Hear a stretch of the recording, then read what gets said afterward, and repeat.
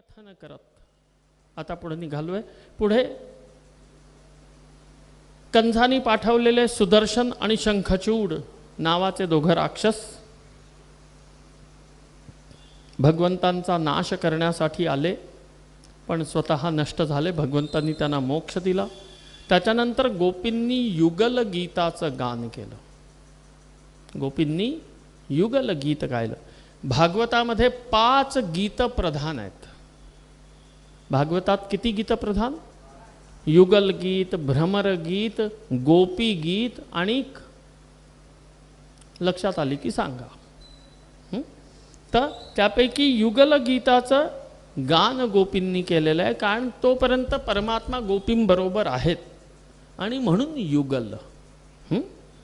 महारास स्वाभाविक एकत्र आहेत आणि त्याच्यानंतर भगवंतांनी युगल गीताचं गान केलं. वाम बाहुकृत वाम कपोलो वल्गित भ्रूर धरार्पित वेणुम कोमलांगलिभिराश्रित मागम गोप्य ईरयती यत्र मुकुंदः असं दिव्य युगल गीताचं गान केलं. पुढे अरिष्टासुर नावाचा असुर पुन्हा कंसाने पाठवलाय, त्याचा उद्धार झाला आणि अनेक असुरांना पाठवून देखील ही मुलं नाश पावत नाहीत, नष्ट होत नाहीत. हे बघून कंसानी आता आपला पवित्रा बदलला. आपल्या असुरांना पाठवून ह्यांचा नाश संभव होत नाही हे बघितल्यानंतर कंसानी भगवंतांनाच मथुरेमध्ये बोलवण्यासाठी अक्रूराला पाठवलं. नाव अक्रूर आहे, पण क्रूर कर्म करण्यासाठी आलेत. कंसाकडे एक धनुष्य आहे शिवाचं, शंकराचं एक धनुष्य आहे. त्या धनुष्याची पूजा प्रतिवर्षी केली जाते आणि त्या पूजेचं निमित्त साधून कंसानी तिथे एक खूप मोठा क्रीडा महोत्सव आयोजित केला आणि त्या क्रीडा महोत्सवामध्ये भाग घेण्यासाठी म्हणून श्री कृष्णचंद्र महाप्रभू, बलदाऊजी महाराज, श्री नंदबाबा आणि सगळ्या गोपगणांना कुठं बोलवलं? मथुरेला बोलवलं. आणि त्यावेळेला ह्या गोपी अत्यंत विलाप करतात, प्रदीर्घ विलाप आहे. संपूर्ण रात्र रडण्यात गेली. ज्या क्षणी अक्रूर त्या वृंदावनामध्ये येऊन पोचले त्या क्षणी सगळ्या गोपींचं हृदय धक्क झालं की अरे, आमचा कृष्ण आम्हाला सोडून जाणार, मथुरेला जाणार. सगळ्या गोपी रडायला लागल्या. यशोदेनी जेव्हा ऐकलं ती तर बेशुद्ध होऊन पडली. पुन्हा कसं तरी शुद्धीवर आणलं, पण पुन्हा कान्हा, कन्हैया, कृष्णा एवढंच फक्त तिच्या तोंडातनं निघतं आणि वारंवार ती बेशुद्ध पडते. संपूर्ण रात्र दुःखामध्ये गेली. गोपी एवढ्या रडल्या, एवढी त्यांची भावनांचा उद्रेक झाला की असं म्हटलं जातं की वृंदावनामधलं गोड पाणी त्या खारट अश्रूमुळे खारट झालं. आणि आजही वृंदावनामध्ये कुठेही बोरिंग केलं तर पाणी पिण्यायोग्य मिळत नाही. अस्तु, अत्यंत करुण हृद्रावक प्रसंग त्याला नमन करून श्री भगवंत निघाले. सगळ्या गोपी मार्गावरती येऊन झोपल्या की आमच्या शरीरावरनं हा रथ घेऊन जा, कारण कृष्णाशिवाय राहण्यापेक्षा आम्ही सूक्ष्म रूपाने कृष्णाबरोबर जाऊ इच्छितो. भगवंतांनी स्वतः सांगितलंय की मला गेलंच पाहिजे आणि भगवंतांचा शब्द यांच्यासाठी अंतिम शब्द आहे. गोपींनी वाट दिली. अखंड रुदन करणाऱ्या त्या गोपींना प्रेमाने बघत, आपल्या मनामध्ये आठवत भगवंत कृष्ण आता मथुरेला आले. मथुरेला येत असताना अक्रूराला भगवंतांनी अद्भुत दर्शन करवलंय आणि त्यामुळे अक्रूराची बुद्धी ईश्वरमय भगवदीय बुद्धी त्या अक्रूराची झाली. आणि आता यांना एका सुंदर राजोचित प्रासादामध्ये उतरवण्यात आलं. संध्याकाळची वेळ 4ची भगवंतांनी वडिलांना श्री नंदरायांना विचारलं की बाबा आम्ही जाऊ जरा मथुरा नगरी बघून येतो. बाबांनी ताकीद केली की अरे ही मथुरा नगरी आहे बरं, राजाची राजधानी आहे. आपलं हे वृंदावन नाही की कुठेही पळा, कुठेही काही करा, कुठल्याही झाडावर चढा, कुठल्याही चिंच आणि कैऱ्या तोडा नाही. इथं जगण्यासाठी कडेकोट कायदे आहेत. त्यामुळे नका, तुम्ही जाऊ नका. कुठं काही चुकलं माकलं तर आणखीन त्रास व्हायचा, तुम्ही इथंच ठीक. भगवंतांनी श्री बलरामांकडे बघितलं की दादा तुम्ही सांगा ना. आणि तेव्हा बलदेवांनी स्वतः जबाबदारी घेतली की मी जातोय, बाबा तुम्ही काळजी करू नका. आणि ह्या सगळ्यांना जायची परवानगी मिळाली. हे निघाले आणि निघाले तर रस्त्यामध्ये पहिला कोण आला? एक धोबी आला ज्याच्या डोक्यावरती सुंदर रेशमी कपड्यांचा गठ्ठा होता. भगवंतांनी त्याला थांबवलं. बरं ही मुलं आलेली हो, ही कुठनं आलेत? तर हे त्या वृंदावनातनं आलेत. करतात काय सगळे? तर गोचारण करतात, गुराखी आहेत, सगळे गायी पाळतात आणि ह्यांचे कपडेही सामान्य मळलेले. ते सुंदर वस्त्र बघून भगवंतांनी त्याला आपल्याजवळ बोलवलं की अरे तुझ्याजवळ तर फार सुंदर वस्त्र आहेत, एक एक आम्हाला दे. त्याने ऐकलं तर कंसाचा राजसेवक होता, कंसाचा धोबी होता. बघितलं, म्हणायला लागला की अरे तुम्ही मुलं इथली दिसत नाही, तुम्ही बाहेरचे दिसताय, म्हणून तुम्ही हे धाडस केलं. अहो इथल्या कोणी जर राजाची वस्त्र मागितली असती तर त्याचा शिरच्छेद केला असता. आत्ता एकदा सोडून देतोय, पण हा मूर्खपणा दुसऱ्यांदा करू नका. भगवंतांनी ऐकलं. भगवंतांना राग आला, त्याला जवळ बोलवलं, एक मुस्काटात मारली आणि त्याचं मस्तक टण्ण करून खाली पडलं. ते सगळे कपडे भगवंतांनी घेऊन आपल्या सगळ्या बालगोपालांना दिले की अरे ज्याला जे आवडेल ते घ्या. आणि सगळ्यांनी ते कपडे घातले. अहो पण घातले काय, सगळे सोंगासारखी दिसायला लागली, कारण कोणाच्या मापाचे तर ते कपडे नव्हते. आजकाल असते की नाही, ही नवीन मुलं जीन्स घालतात, एवढी पायघोळ की रस्ता झाडत जाते. तसले ते कपडे पुढे निघाले. तर मध्ये एक शिंप्याचं दुकान आलं. तो शिंपी भगवंतांच्या चरणी देवबुद्धी ठेवणारा आहे, भगवंतांचा शरणागत आहे. तो त्याने विचारलं की प्रभू सगळ्यांनी हे कपडे घातलेत तर खरं फार सुंदर कपडे आहेत, पण कितीही चांगला कपडा असला तरी जर तो मापात नसेल तर अजागळासारखं दिसतं. आणि जर तुम्ही आज्ञा केलीत तर या सगळ्यांचे हे जे कपडे आहेत ते त्यांच्या शरीर यष्टीप्रमाणे मी मापामध्ये करून देतो. भगवंतांनी म्हटलं की वा वा, चांगला उत्तम विचार, जरूर. आणि त्यांनी आपलं पूर्ण कसब पणाला लावलं आणि एकाही भगवंतांच्या स्नेहाच्या शरीरावरनं कपडा न उतरवता शरीरावरच सगळ्यांना असं योग्य केलं की त्या सगळ्यांच्या मापाचे कपडे झाले. काय कसब असेल त्याचं बघा. हा एक टीप मारायची म्हटली तरी आपण 4 वेळा उलटा करतो, सुलटा करतो. त्यांनी अंगाच्या अंगावरती सगळ्यांचे कपडे त्यांच्या मापाचे करून दिले. सगळे सुंदर दिसायला लागले. पुढे गेले तर कुब्जा आली. 3 ठिकाणी वेडी वाकडी ती कुब्जा. कंसासाठी सुंदर अंगराग, कंसासाठी सुंदर चंदन घासलेलं घेऊन जात होती. भगवंतांना पाहिलं, थबकली, भगवंतांना प्रणाम केला आणि तिने स्वतः भगवंतांना निवेदन केलं की मी तुमचा सुंदर शृंगार करू इच्छिते. भगवंतांचा, बलरामांचा सुंदर शृंगार केला, मळवट भरला आणि सुंदर त्या चंदनाने त्यांचं अनुलेपन केलं. चांगली इत्र तिच्याकडे होती, त्यांनी सगळ्या कपड्यांना सुगंधित केलं.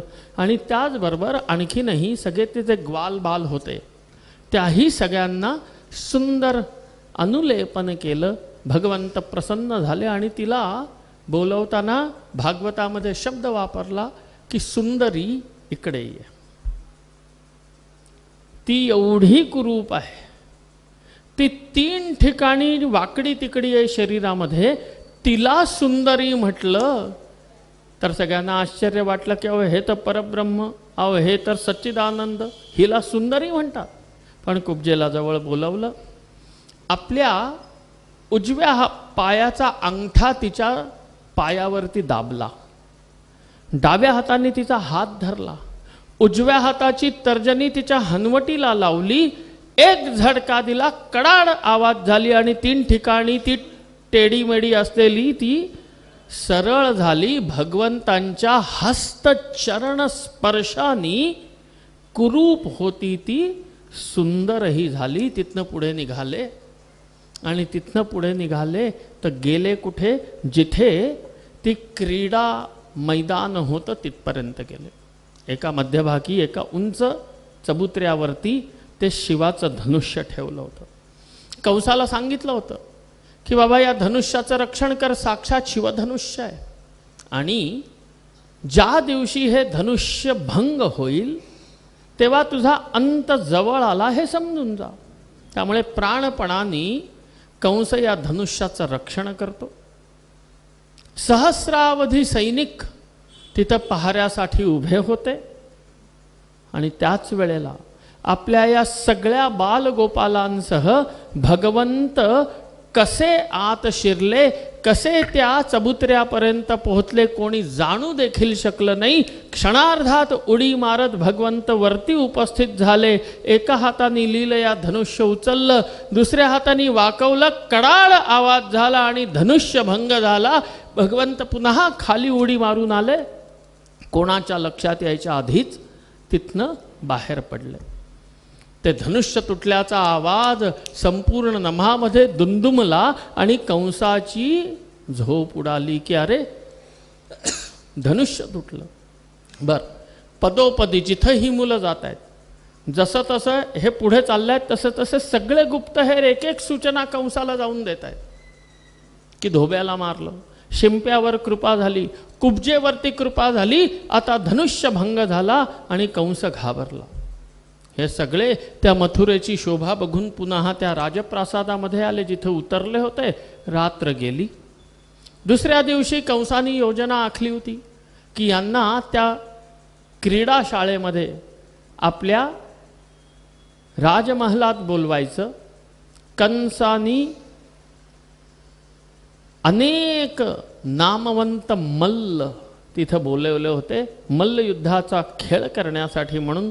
शल, तोशल, मुष्टिक, चाणूर असे ते सगळे मल्ल. रस्त्यामध्ये ही पोरं निघणार. भगवंतांनी सगळ्यांना सांगितलं तुम्ही व्हा पुढे, मी आलो. कारण फक्त हे बाळगोपाळ नाहीत तर सगळे नंदबाबा गोपगण देखील आलेले आहेत. ते सगळे कंसाच्या राजसभेमध्ये पोचले. बाकीचे सगळे भगवंतांचे जे सवंगडी आहेत ते पोचले आणि शेवटी यायला निघाले कोण, स्वतः भगवंत आणि श्री बलराम. आणि रस्त्यामध्ये कंसाचा सगळ्यात मोठा कुवलया पीड नावाचा हत्ती कंसानी ह्यांच्यावरती सोडला.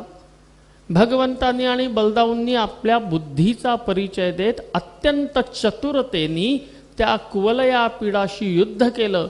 त्या कुवलया पीडाचेच 2 दात उपसून काढले आणि त्या दंतांनी प्रहार करून कुवलया पीडाला मोक्ष प्रदान केला. कुवलया पीड मारला गेला. तिथनं भगवंत पुढे आले आणि पुढे येऊन बघतात तर त्या कंसाच्या राजसभेच्या महाद्वारावरतीच अनेक मल्ल तिथं उपस्थित आहेत. रात्रभर कंसाला दुःस्वप्न पडलेली आहेत. रात्री कंसाने स्वप्न बघितलंय की त्याचा मुकुट खाली पडला. रात्री कंसाला गाढव रडताना, कुत्री रडताना स्वप्नामध्ये दिसली आणि अत्यंत अपशकुन झालेले आहेत. तरी देखील कंसाला आपल्या बाहुबलावरती विश्वास आहे की कुवलया पीड मेला तरी हरकत नाही. हे शल, तोशल, मुष्टिक, चाणूर 5 मिनिटात चटणीसारखं पोरांना नष्ट करतील. आणि कुवलया पडाला भगवंतांनी उद्धार करून मल्लशाळेमध्ये प्रवेश केला. चाणूर समोरा गेलेला आहे. चाणूरांनी भगवंतांना मल्लयुद्धासाठी आमंत्रण दिलं. सभासदांनी तर काही बोललं नाही, पण नंदबाबा आणि अन्य जे तिथे दर्शक दीर्घेमध्ये बसलेले होते त्यांनी ऑब्जेक्शन केलं की अहो कुठेही 8 वर्षाची मुलं आणि कुठं हा चाणूर, कुठं हा शल, तोशल, अहो केवढे धटिंगण मोठे मोठे मुलाचं आणि त्यांचं मल्लयुद्ध कसं संभव आहे? मल्लयुद्ध समान अर्हता असणाऱ्या दोघांमध्ये व्हावा हा दंडक आहे. पण भगवंतांनी त्यांना शांत केलं की नाही नाही, अहो त्यांची खाज आहे अंगाची तर तीही मिटवून टाकू, आम्ही मल्लयुद्धाला तयार आहोत. आणि शल तोशल मुष्टिक चाणूर ह्या सगळ्यांना भगवंतांनी आणि बलदाऊंनी मिळून मोक्ष प्रदान केला. तिथनं कंसाच्या राजसभेत उडी मारत भगवंत त्या उंच सिंहासनावरती चढले ज्याच्यावरती कंस बसलेला होता. आता भगवंतांना तो प्रसंग डोळ्यासमोर यायला लागला. हाच तो माझा मामा ज्यांनी माझ्या आईचे केस पकडून तिला मारायचा घाट घातला होता. भगवंतांनी कंसाचे केस पकडले, एक झटका दिला, त्याच्या डोक्यावरचा तो हिरे जडित मुकुट जो आहे तो टन टन टन टन टन करत त्या राजसभेच्या मधल्या भागामध्ये येऊन पडला. भगवंतांनी झटका दिला, गडगडत कंस खाली आला. त्याच वेळा कंस खड्ग काढणार तोपर्यंत भगवंतांची कृपा झाली आणि कंसाच्या राजसभेत भगवंतांनी स्वतःच्या मामाला मोक्ष प्रदान केला. कंसाचा नाश झाला. कंसाचा नाश झाला. तिथं वसुदेव देवकी देखील उपस्थित आहेत. दोघांनी येऊन भगवंतांना पाहिलं. भगवंतांना बघता क्षणी देवकी महाराणीच्या स्तनामधून पुन्हा दुधाच्या धारा व्हायला लागल्या. आणि त्यावेळेस श्री गर्ग महाराजांनी येऊन सांगितलं की हे नंदा, ज्यांना तू तुझा मुलगा मानतोस तो वस्तुतः कोणाचा पुत्र आहे? वसुदेवाचा पुत्र आहे. आजपर्यंत श्री देवकी राणींनी भगवंतांना फक्त बाळकृष्ण रूपामध्येच आपल्या हृदयामध्ये स्थापित केलेलं आहे. कारण देवकीला भगवंतांचं झालेलं अखेरचं दर्शन कुठल्या रूपामध्ये होतं? बाळकृष्ण. आणि त्यामुळे देवकी बालकृष्णाची पूजा करत आलेली आहे. आणि मग देवकी श्री वसुदेव आणि भगवंत आता कुठे निवास करू लागले? मथुरेमध्ये निवास करू लागले. भगवंतांचा जन्म मथुरेत, त्याच्यानंतर गोकुळ, त्याच्यानंतर वृंदावन आणि आता पुन्हा भगवंत मथुरा निवासी झाले. इथं ते निवास करू लागले. उज्जैनीला आले. आपले गुरु ऋषी महर्षी सांदीपनींजवळ त्यांनी अध्ययन केलं आणि तिथंच त्यांची भेट झाली. त्यांचे एक अद्भुत मित्र ब्राह्मण प्रवर सुदाम्यांशी अध्ययन करून आपल्या गुरुजींना गुरुजींचे मृत पुत्र दक्षिणे दाखल आणून गुरुजींना समर्पित केलेत आणि आता भगवंत निवास करतात श्री मथुरेमध्ये. यशोदा मैया रोज स्वतः आपल्या हाताने दूध काढायची, दही घुसळायची, लोणी काढायची, स्वतः कृष्णांना खायला घालायची. इथं तर सगळ्या कामांसाठी नोकर चाकर आहो, राजाचा राजवाडा. पण भगवंतांना मथुरेमध्ये करमत नाही, त्यांचं मन लागत नाही. त्यांचं मन कुठे आहे? वृंदावनामध्ये. आणि भगवंतांच्या आत्याचा मुलगा उद्धव हे भगवंतांचे सखा आहेत. एक दिवस भगवंत उद्धवांची चर्चा करतात. उद्धव विचारतात, कान्हा तू इथं प्रसन्न वाटत नाहीस? कारण देवकीने सांगितलंय की अरे उद्धवा तू तरी विचारून बघ, त्याला इथं काय कष्ट आहे, काय दुःख आहे, मला कळलं तर तशी व्यवस्था करता येईल. आणि उद्धवांनी विचारल्यावर भगवंत सांगू लागले, उद्धव मोहे ब्रज बिसरत नाही. माझ्या डोक्यातनं त्या लटा पटा, त्या गाई, ती वासरं, त्या गोपी, ती मैया, ते बाबा हे माझ्या डोक्यातनं जात नाहीत. उद्धव मोहे ब्रज विसरत नाही. आणि तेव्हा उद्धव म्हणतात की अरे कन्हैया, अरे कृष्णा जरा मोठा हो, कधीपर्यंत त्या गवळणींच्या मागे रडत फिरणार रे? आता तू राजाचा मुलगा आहेस, अरे आता तू राजवाड्यामध्ये राहतोयस, सोड त्या गवळणींना. उद्धव ज्ञानी आहेत. उद्धवांना अद्भुत ज्ञान आहे, पण त्या ज्ञानाला भक्तीची जोड नाही आहे. आणि तो गोपी भाव उद्धवांना शिकवण्यासाठी म्हणून भगवंतांनी उद्धवाला सांगितलं की हे उद्धवा तू जा आणि काय कर, गोपींना जाऊन माझा संदेश दे, त्यांना सांत्वना दे. कारण उद्धवाने विचारले की तू इथं का असा दुःखी? तर भगवंतांनी सांगितलं माझ्या गोपी दुःखामध्ये आहेत म्हणून मला दुःख होत आहे. बस, अरे मी समजूत काढीन त्यांची. आणि उद्धव स्वतः गेले. भगवंतांनी सांगितलंय, उद्धवा असा जाऊ नको बरं. अरे असाच गेलास तर एकही गोपी तुझ्याकडे डोळा उचलून उघडून देखील बघणार नाही. अरे माझ्यासारखा पितांबर घाल, मोराचा पंखा असलेला मुकुट घालून जा, कमरेमध्ये एक बासरी खोचून जा, तर दुरून त्यांना वाटेल की कृष्ण आला, कृष्ण आला, धावत तुझ्याजवळ येतील. आणि तसंच झालं. गच्छ शीघ्रं व्रज हे सखे सुंदरम. भगवंत उद्धवांना सुंदर पत्र लिहून देतात आणि ते पत्र घेऊन उद्धव निघतात. येतात गोपी बघतात, सगळ्या गोपींना भगवंतांनी एक एक पत्र दिलेलं आहे आणि ते पत्र त्या गोपींना मिळतं उद्धवाला ज्ञान देण्यासाठी. कुठलं? भक्ती मार्गाचं.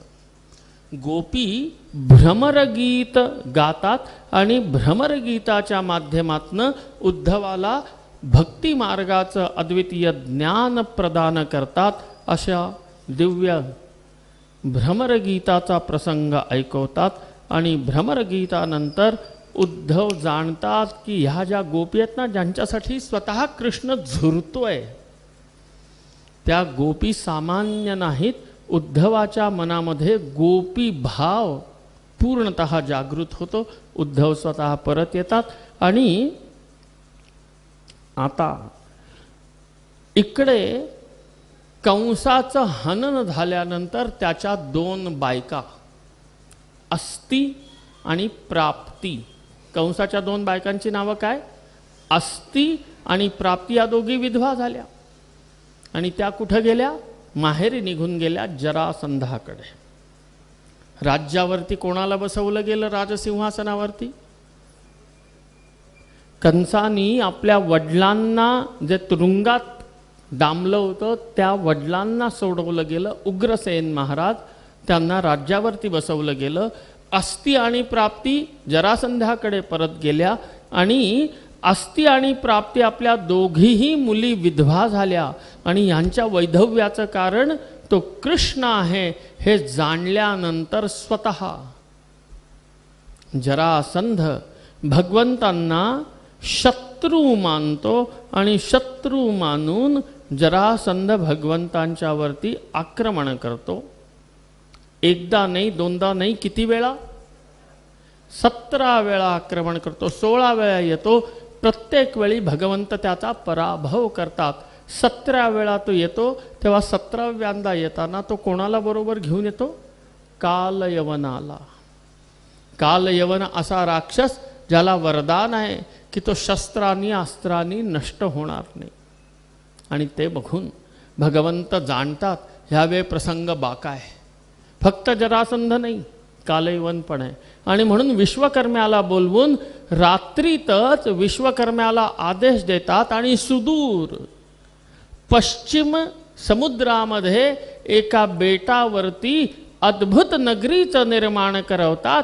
द्वारिका महापुरीचं निर्माण होतं. योगमायेचा आश्रय घेऊन सगळ्या मथुरा निवासी जनांना भगवंत द्वारकेमध्ये पोहोचवतात. आणि आता मथुरेमध्ये फक्त बोटावर मोजता येतील एवढी लोक. श्रीकृष्ण स्वतः, बलदेवजी, सात्यकी आणि काही लोक ही आता मथुरेमध्ये आहेत. 17व्या वेळेला पूर्ण जोमानी तयारी करून पुन्हा जरासंध येतो. अपेक्षा काय की नेहमीप्रमाणे कडवा प्रतिकार होणार, खूप तुमुल युद्ध होणार. पण कसलं काय हो, बिलकुल मथुरेच्या वेशीपर्यंत येईपर्यंतही कोणी चिटपाखरू अडवत नाही. बरं, वेशीपर्यंत आले तर सगळ्या वेशींची दारं सताड उघडी. अरे आश्चर्य, आत आले आणि बघतात तर काय सारी मथुरा नगरी खाली आहे, रिकामी आहे. अहो कोणी नाही, लढणार कोणाशी? आणि तोपर्यंत पश्चिमद्वार दिसतं जिथं स्वतः भगवंत उभे आहेत. आणि बरोबर कोण आलेला आहे जरासंधाच्या? कालयवन. त्या कालयवनाचा नाश करण्यासाठी भगवंत जरासंधाला बघून प्रत्येक वेळे लढायचे, ह्या वेळेला पळायला लागतात आणि भगवंतांचं नाव काय झालं? रणछोड राय. पळायला लागले. पळता पळता गोमंतकीयांच्या पहाडी अर्थात पर्वतापर्यंत पोहोचले. तिथे एका गुहेमध्ये प्रवेश केला आणि आपलं पितांबराचं उत्तरीय डोक्यावरनं ओढून झोपल्याचं सोंग केलं. मागनं जरासंध आणि कालयवन पळत आले. कालयवन राक्षस आणखीन ताकदवान पळता पळता आला. बघितला भगवंत झोपलेले, ओढलेला पितांबर. अट्टाट्टहास केला की अरे बस एवढ्यात थकलास, माझ्याशी गाठ आहे, अरे झोपतोस काय, उठ म्हणून जोराने तो पितांबर ओढला. पण गोष्ट अशी होती की पितांबर ओढून झोपलेले भगवान कृष्ण नव्हते. कोण होते? मुचकुंद होते. आणि कथा सांगू लागतात की एकदा देवदानवांचं युद्ध झालं आणि देवदानवाच्या युद्धामध्ये देवता हरायला लागले.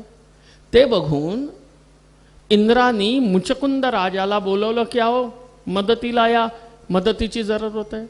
मित्र आहेत दोघं. मुचकुंद राजा गेले, तुमुल युद्ध केलं, असा भीम पराक्रम केला की देवता युद्ध जिंकले. इंद्र प्रसन्न झाला. वा वा, मित्र असावा तर असा. बोल मित्रा, काय देऊ? ते युद्ध करत असताना मुचकुंद असे थकले होते की त्यांनी सांगितलं बाबा काही नको, बस माझी थकान उतरेपर्यंत मला झोपण्याचं वरदान दे. आणि माझी थकान उतरून मी स्वतः उठायच्या आधी जर कोणी मला उठवलं तर माझी दृष्टी पडता क्षणी तो भस्म होईल असा आशीर्वाद दे. आणि हे फक्त कोणाला माहिती आहे? श्रीकृष्णांना माहिती आहे. त्या गोमंतकीयाच्या पहाडीमध्ये त्या गुफेमध्ये मुचकुंद झोपलेले आहेत. तिथे भगवान आलेत आणि स्वतःचं उत्तरीय त्या मुचकुंदाला अलगद ओढवलं आणि स्वतः त्या गुहेत एका आड खडे उभे. तोपर्यंत हा आला. भगवंत झोपलेत असं समजला. उठवलं. उठवण्यासाठी जोरात त्यांनी ते उत्तरीय ओढलं. मुचकुंदाची निद्रा भंग झाली आणि डोळे उघडता क्षणी मुचकुंदाच्या त्या नेत्र दृष्टीनी त्या कालयवनाचं भस्म झालं आणि स्वतः भगवंत बाहेर आले. आता जरासंधाशी युद्ध झालं. जरासंधाला आपला गळ्यात धनुष्य अडकवून भगवंतांनी पकडलं. जरासंध शरणागत आला. जरासंधाला पुन्हा जीवनदान दिलं आणि आता भगवंत कुठे निवास करू लागले? श्री द्वारिका महापुरीमध्ये निवास करू लागले.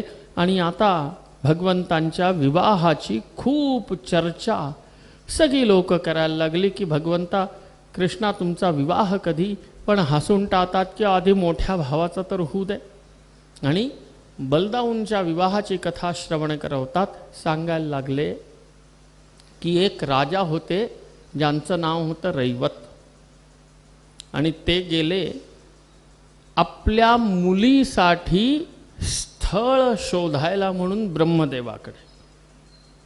आपल्याकडे असते ना मुलगी असली आपल्याला तर आपण 4 लोकांना सांगतो आता यावर्षी करायचं आहे बरं, कोणी चांगला मुलगा असेल तर सांगा. तसं इथेही राजांना सांगितलं. आणि ब्रह्मदेव तर जगत पितामह, त्यांच्याही कानावर घालूया म्हणून हे रैवत महाराज जाऊन पोचले कुठे? ब्रह्मलोकामध्ये. बरं ब्रह्मदेवाशी बोले पावे तो. इथं तर कित्येक युग उलटून गेली. आणि जेव्हा बोलणी झाली तेव्हा ब्रह्मदेव म्हणायला लागले महाराज जी लोक तुमच्या वेळी होती ते राजे नष्ट झाले आहो, त्यांची गोत्र संपली. आता तिथं द्वापर युग चालू आहे. रैवत राजा कुठल्या युगातले? त्रेता युगातले. आणि आता युग कुठलं चालू आहे? द्वापर.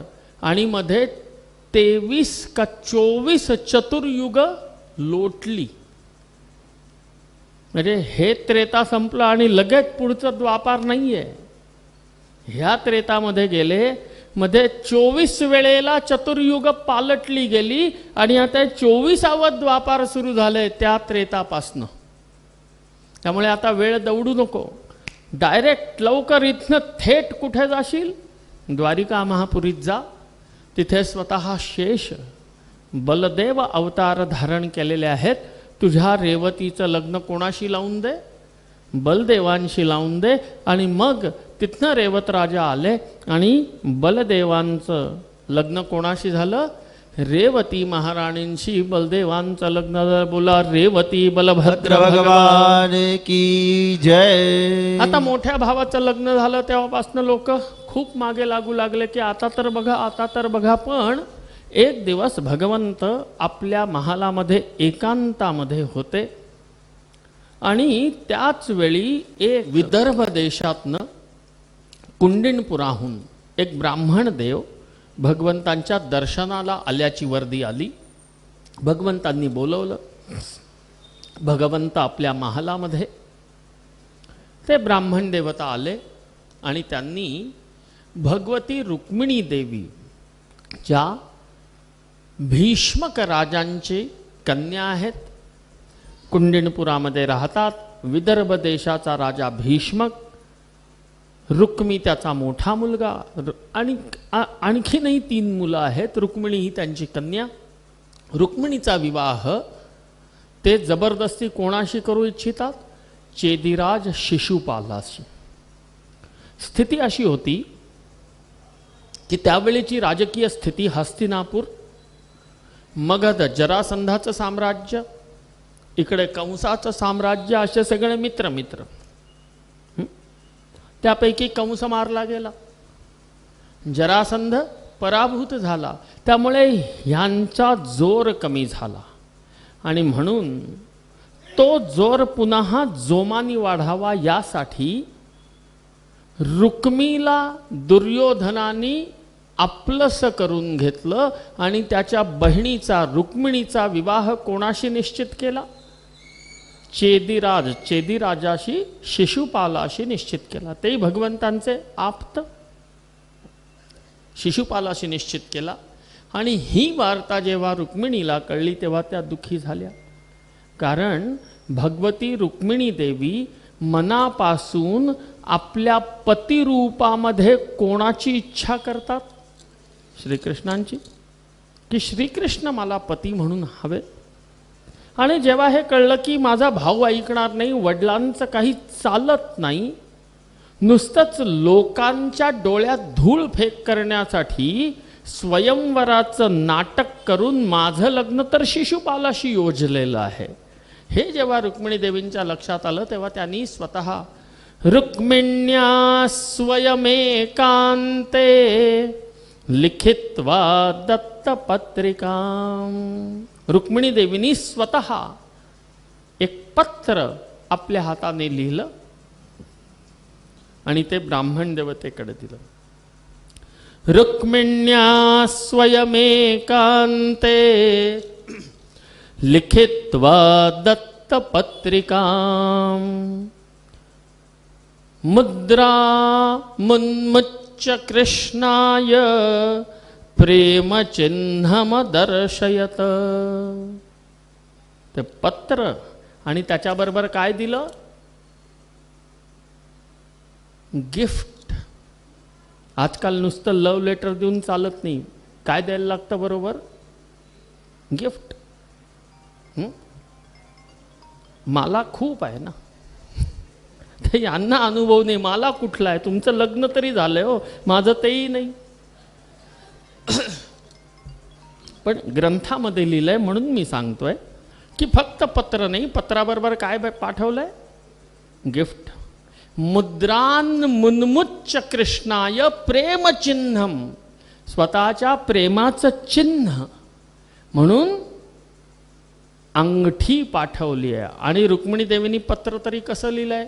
आहे का कोणी प्रेमविवाह केलेला इथं बसलाय का?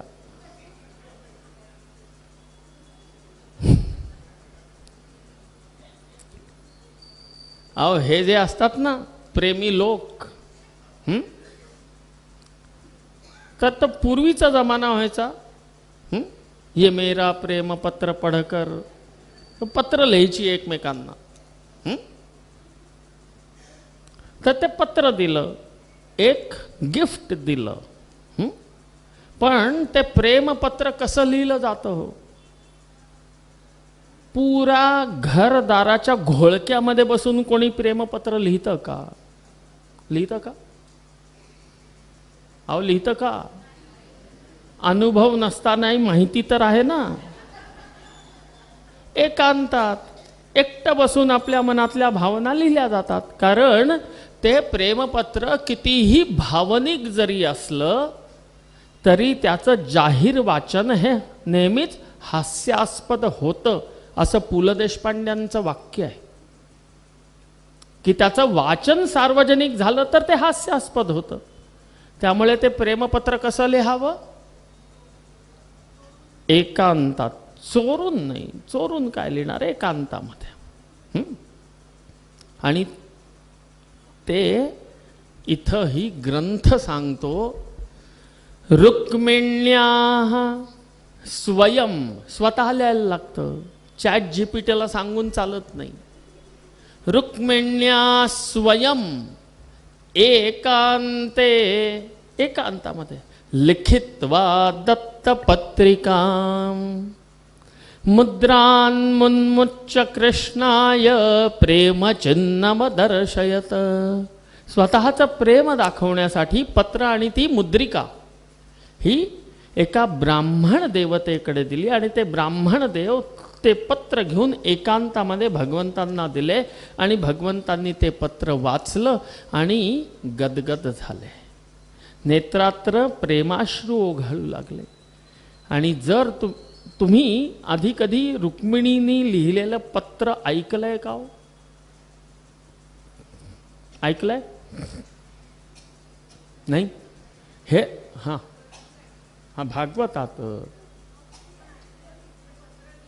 त्या पत्राची विशेषता काय? 5 कडव्याचं आहे. विशेषता काय? नाव नव्हतं लिहिलं. कृष्णाच्या गुणांचं वर्णन आहे. आणि हा की तुम्ही या, मला स्वीकार करा, मला घेऊन चला, माझा हरण करा, सगळं लिहिलं आहे. आध्यात्मिक दृष्टीने ह्या पत्राचं महत्त्व असं आहे की ह्या पत्रामध्ये नवधा भक्तीचं उत्तम उदाहरण हे देवींचं ते पत्र आहे. ते सामान्य पत्र नाही, प्रेमपत्र तर आहे. आपल्या मनीचे भाव त्याच्यामध्ये त्यांनी व्यक्त केलेले आहेत. पण हे जे पत्र आहे हे आध्यात्मिक दृष्टीने नवधा भक्तीचं उत्तम उदाहरण. भगवंत आणि रुक्मिणी देवी कुठे भेटले होते का? नाही. त्याच्यावरनं कॉफी डे आलं. कुठं चॅटिंग केलं होतं का? कुठे मेल केले होते का? काही नव्हतं. मग रुक्मिणी देवींनी भगवंतांनाच आपला पतिरूपाने आपल्या मनामध्ये धारण करण्याचं कारण काय? गुणवर्णन ऐकलं. अहो आपण मराठी माणसं,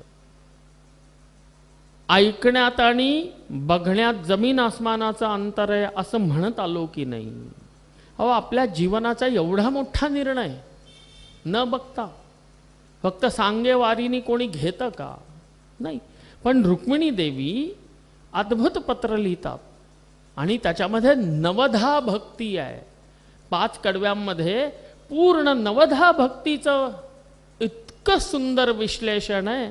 श्रुत्वा गुणान भुवन सुंदर शृण्वतान्ते निर्विश्य कर्ण विवरैर्हरतोंगतापम रूपं दृशां दृशिमतामखिलार्थलाभं त्वय्यच्युता विशति चित्तमपत्रपन्ते. सुरुवातच करतात रुक्मिणी देवी श्रुत्वा गुणान. तुमचे गुण ऐकून मी भाळली आहे. चित्तमपत्रपन्ते, भाळली आहे मी तुमच्यावर. कशी? रूपास भाळले मी भुलले तुझ्या गुणाला, अशी स्थिती नाही, गुणाला भाळली आहे.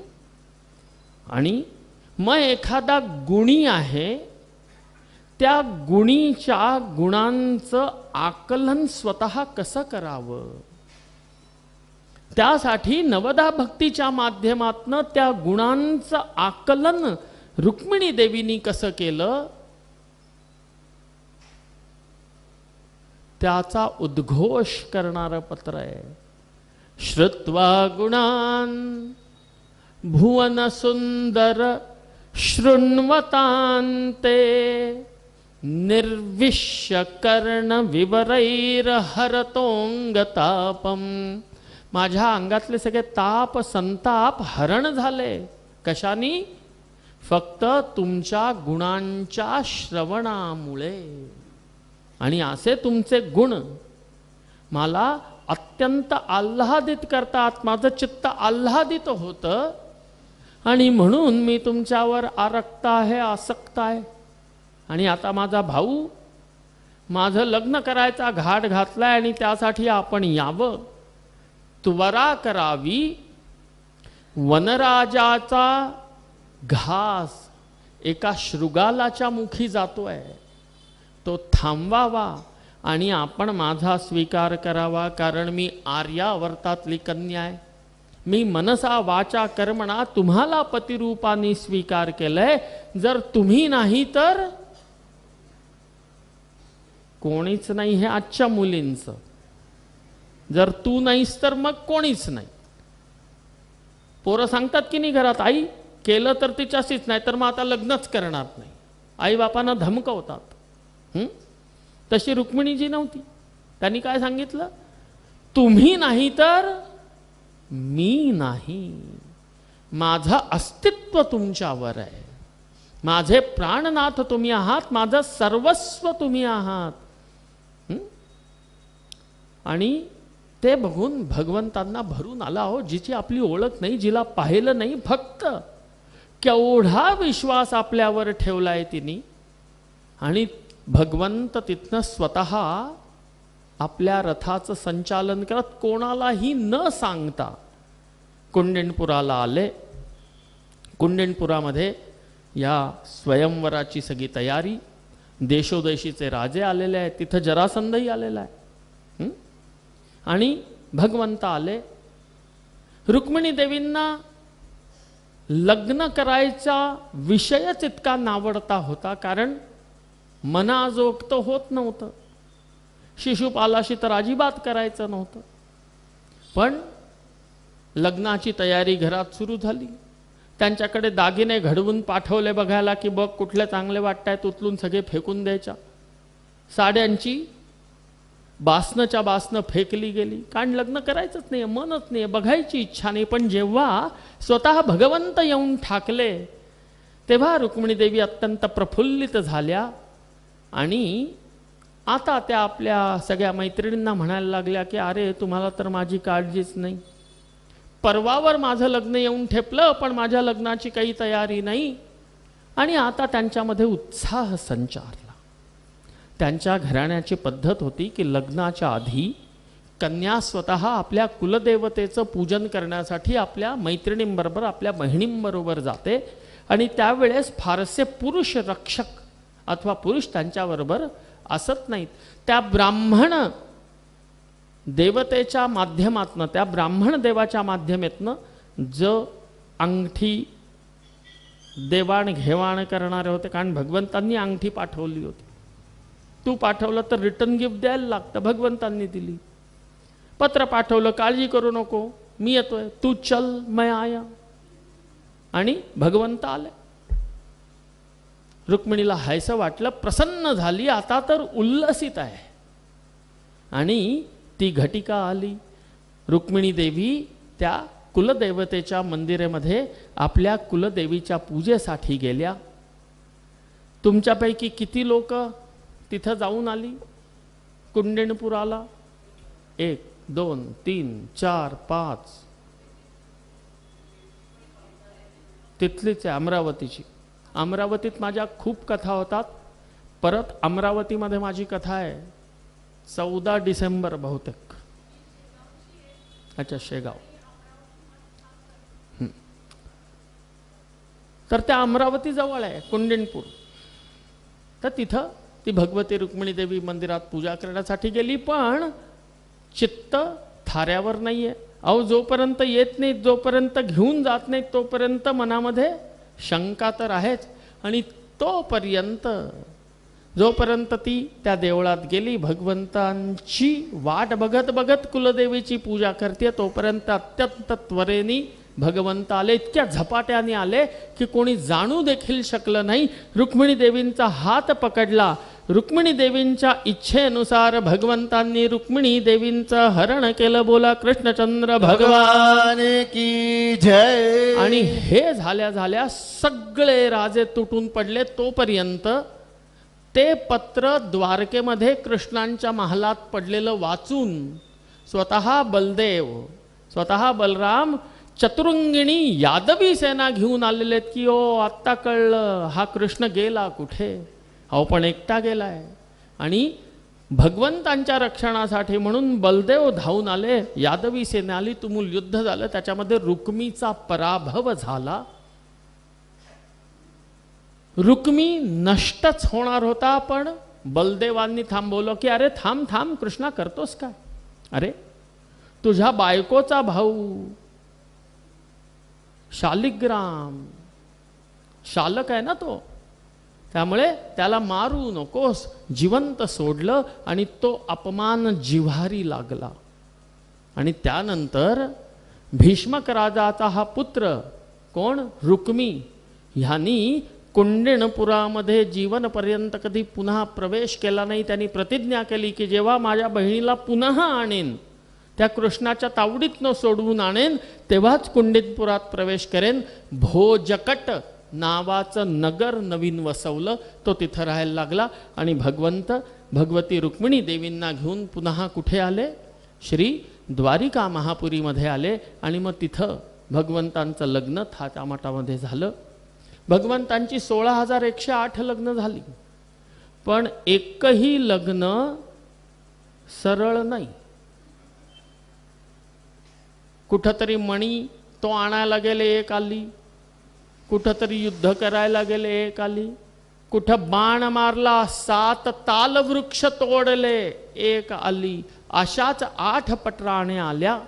आणि भौमासुराच्या बंदिग्रहामध्ये असलेल्या 16,100 कन्या, त्यांना पुन्हा सामाजिक प्रतिष्ठा देऊन समाजाच्या मुख्य धारेमध्ये जोडण्यासाठी भगवंतांनी त्यांनाही पत्नी पद प्रदान केलं.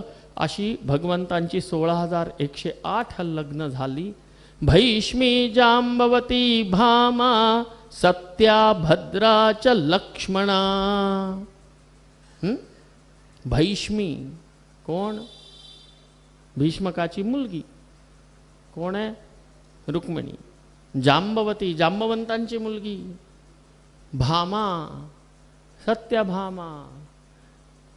भैष्मी जांबवती भामा सत्या भद्रा च लक्ष्मणा.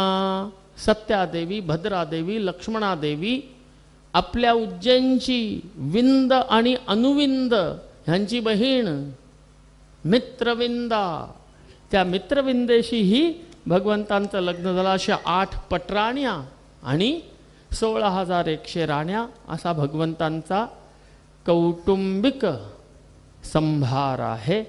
आणि त्यापैकी भगवंतांचं पहिलं लग्न भगवती रुक्मिणी महाराणींची झालं. आणि आता तुम्हीच विचार करा, एका लग्नाला 7 दिवस लागले. 16,108 लग्न होईपर्यंत भगवंतच दिसतील पुढ्यात. तर आज आपण ह्या कथेचा भाग इथंच विश्राम देत आहोत. भगवंतांचं भगवती रुक्मिणी देवींशी विवाह झाला आणि आता इथं मंगलाष्टक होऊन भगवंतांचा विवाहाचा आपण अनुभव ह्या दृश्य आणि श्रवणातनं करणार आहोत. आणि त्याच्यानंतर मग पुढचा जो काही क्रम असेल ते हे संचालक सांगतील.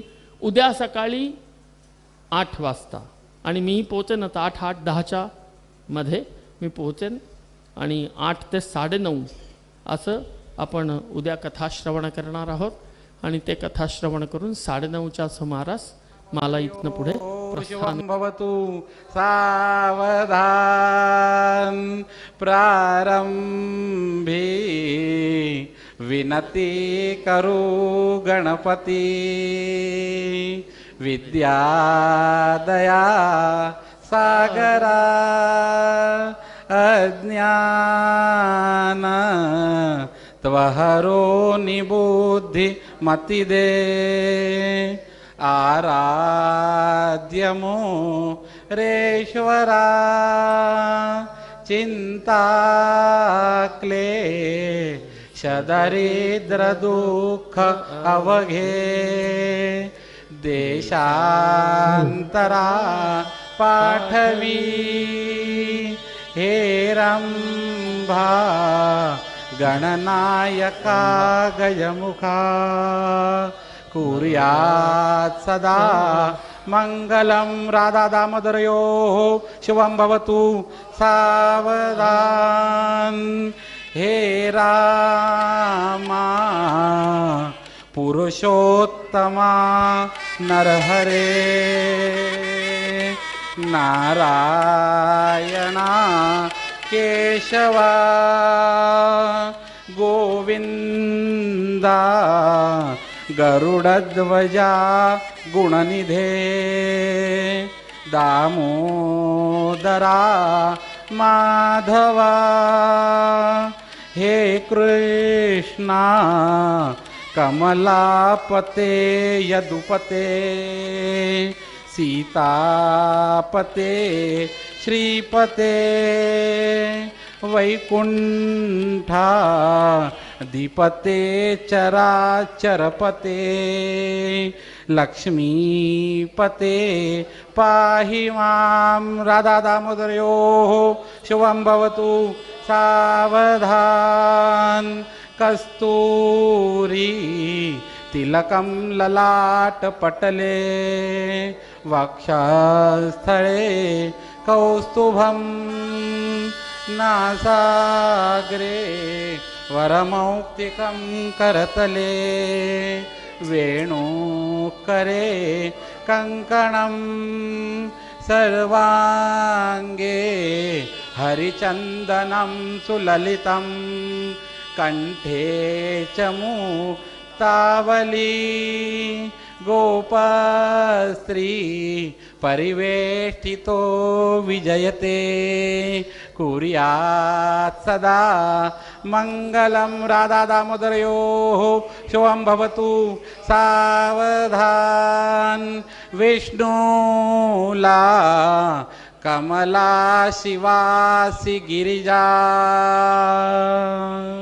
कृष्णा जशी रुक्मिणी सिंधूला सरिता तरुसी लतिका चंद्रा जशी रोहिणी रामाला जनकात्मजा प्रियजशी सावित्री सत्यव्रता तैसी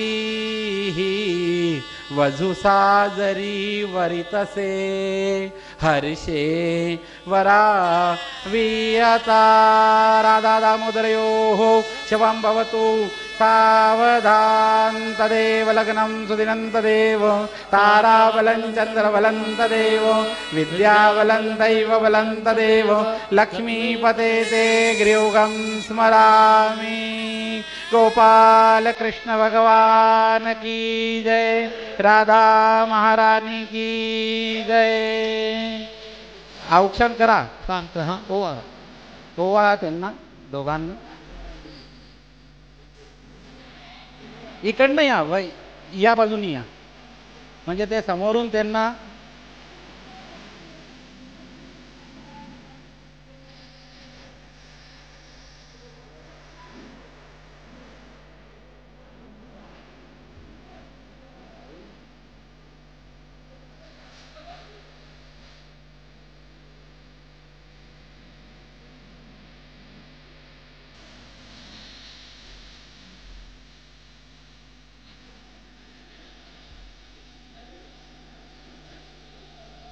अक्षदा वाहून पुन्हा आपल्या जागेवरती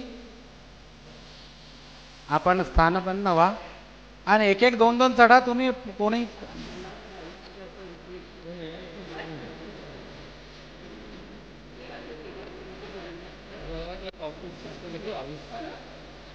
जोशीजी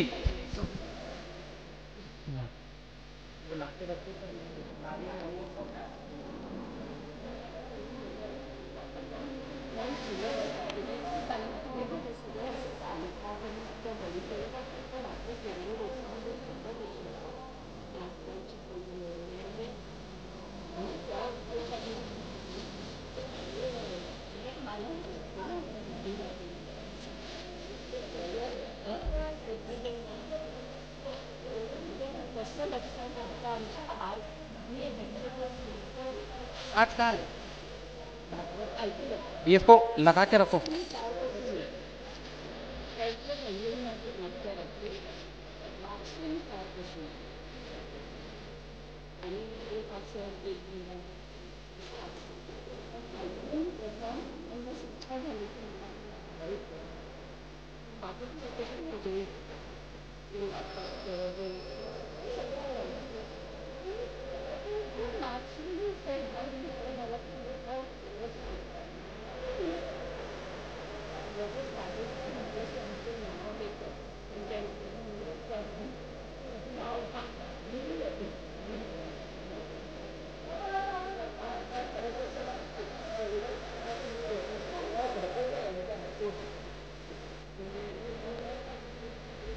चला पटापट तुम्ही आपल्या जागी बसा तर पुढचा कार्यक्रम अजून राहिलेला आहे. चला आपल्या आपल्या अर्चना वहिनी सगळ्यांना जागेवर बसवा तुम्ही. चला ज्यांचे झाले त्यांना पटापट बसवा. हो ना.